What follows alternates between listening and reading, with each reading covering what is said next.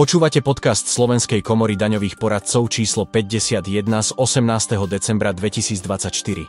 Spravodajcu pre vás pravidelne pripravujú daňoví poradcovia a vďaka umelej inteligencii si ho môžete vypočuť aj vo forme podcastu. V aute na ceste do práce alebo pri rannom behu vám bude robiť skvelú audiospoločnosť. Téma: Zbierka zákonov Slovenskej republiky. V dňoch 11. až 17. decembra 2024 boli uverejnené predpisy v oblasti daní a odvodov.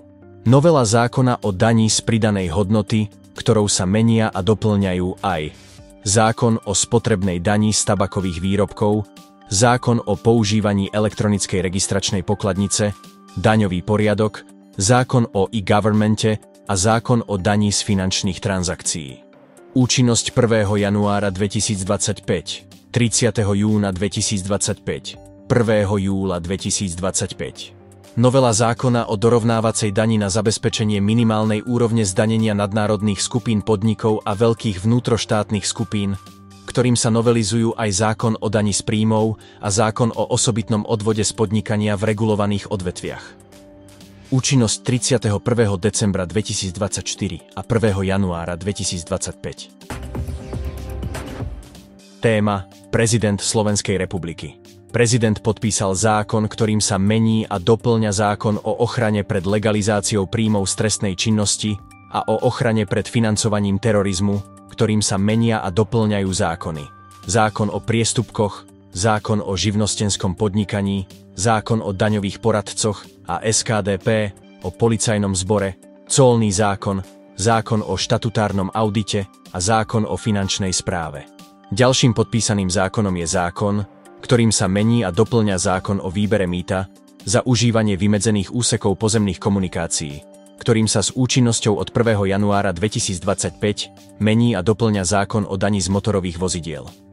Podpísaný bol aj zákon, ktorým sa novelizuje zákon o cestnej premávke, ktorým sa s účinnosťou od 1. júla 2025 novelizuje zákon o spotrebnej dani z minerálneho oleja a zákon o DPH.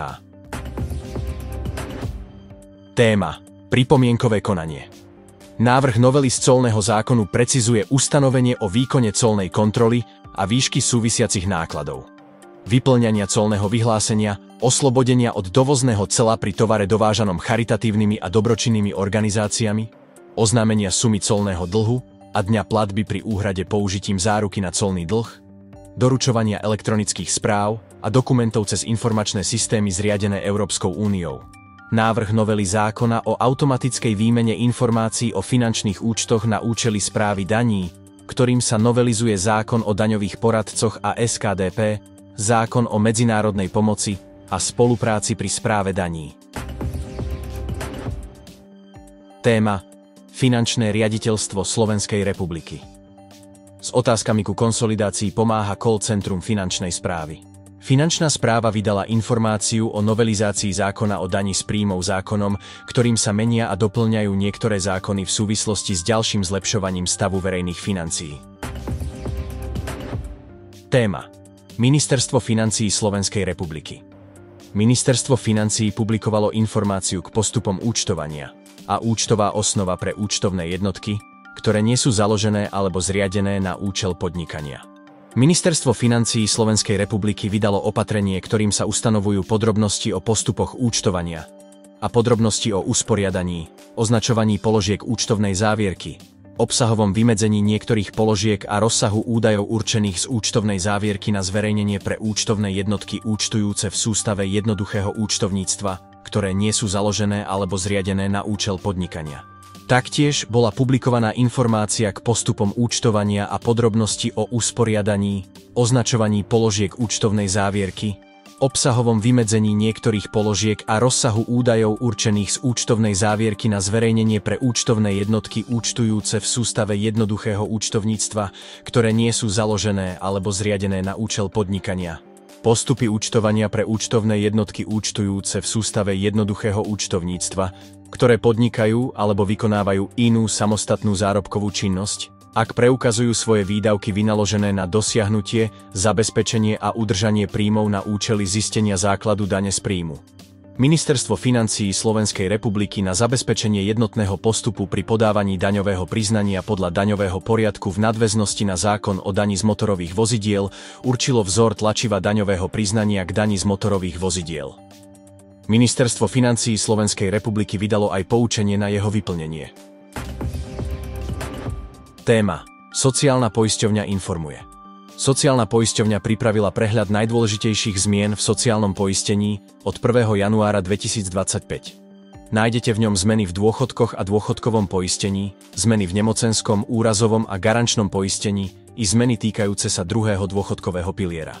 Dozviete sa aj o zmenách pri výbere poistného a o ďalších novinkách v sociálnom poistení. Vzhľadom na blížiace sa vianočné prázdniny si môžu rodičia detí uplatniť nárok na ošetrovné aj z dôvodu uzatvorenia materských škôl a zariadení sociálnych služieb, najčastejšie jasiel.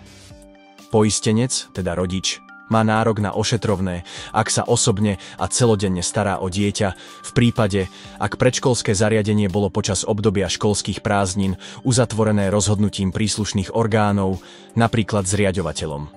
Sociálna poisťovňa bude od roku 2026 povinná pravidelne zasielať poistencom dôchodkovú prognózu, obsahujúcu informácie o ich budúcich dôchodkových nárokoch.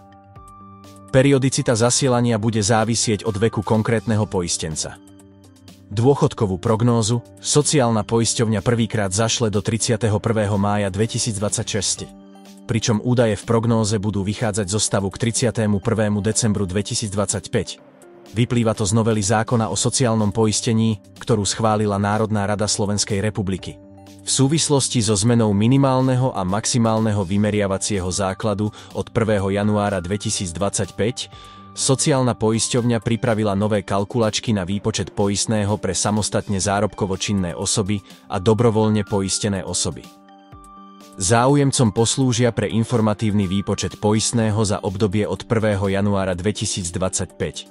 Sociálna poisťovňa pripravila pre dôchodcov kalkulačku, ktorá im pomôže zistiť, ako sa im od 1. januára 2025 zvýši dôchodok. Dôchodkový vek sa v roku 2025 nemení.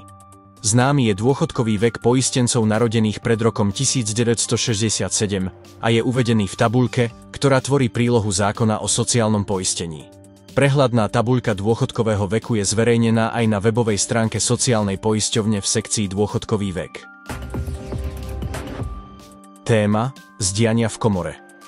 V tomto roku sme zrealizovali už 7. ročník súťaže záverečných prác, do ktorého sa zapojilo 8 ekonomických a právnických fakult vysokých škôl. 8 študentov ekonomických a právnických fakult našich vysokých škôl získalo ocenenie Tax Advisors Award 2024. Záverečné práce sú prínosom pre daňovú teóriu a prax. Téma: Vzdelávanie.